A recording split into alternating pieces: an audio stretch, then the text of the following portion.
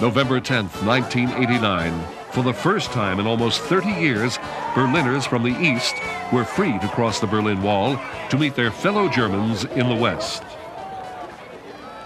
In October, a series of anti-government demonstrations began in East Germany. The protests were in response to the recent visit by Soviet leader Mikhail Gorbachev. Gorbachev had given the Russians new freedoms. The protesters demanded to know why East Germany had not shared in these reforms. The East German government tried to stop the protest, but they continued. The pressure on the government forced longtime President Erich Honecker to resign. The newly installed communist head of state, Egon Krenz, went immediately to Moscow to meet with Gorbachev, hoping to gain Soviet support. No support was given. Gorbachev believed this was a matter for the East Germans to sort out. The reform movement continued to gain momentum. Protests became a regular occurrence in most large East German cities.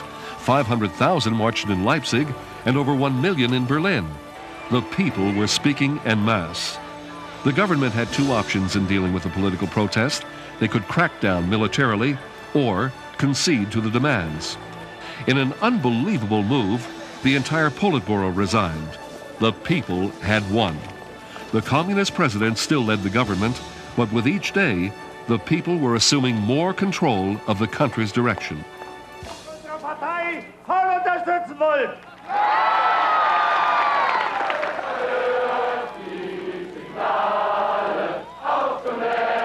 Even the president caved in to the political pressure, and on November 9th, he opened the border crossing points between East and West Berlin. He thought his concession would save East Germany, but instead, he hastened its demise. Within hours of the announcement, people started turning up at border checkpoints. At first, border guards demanding proper visas turned away everyone. But the people had learned how persuasive a crowd can be.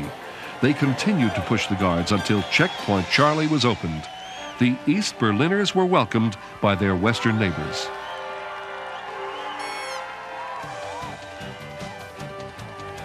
At Berlin's Brandenburg Gate, guards still kept watch over the wall. When the first West Berliners tried to breach it, the guards tried to drive them back with fire hoses. But finally, the people won again. In their excitement, hundreds climbed onto the wall. Reporter Brian Hanrahan was a witness to the celebration. Standing on top of the Berlin Wall, which for years has been the most potent symbol of the division of Europe.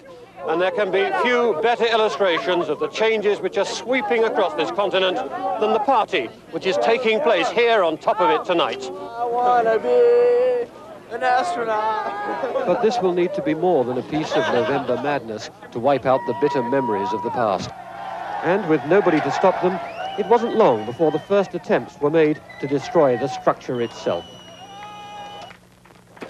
Everybody was testing how far they could stretch their new freedoms.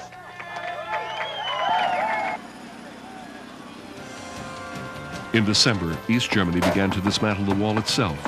The giant concrete structure that had been the symbol of communist domination and East-West division came down.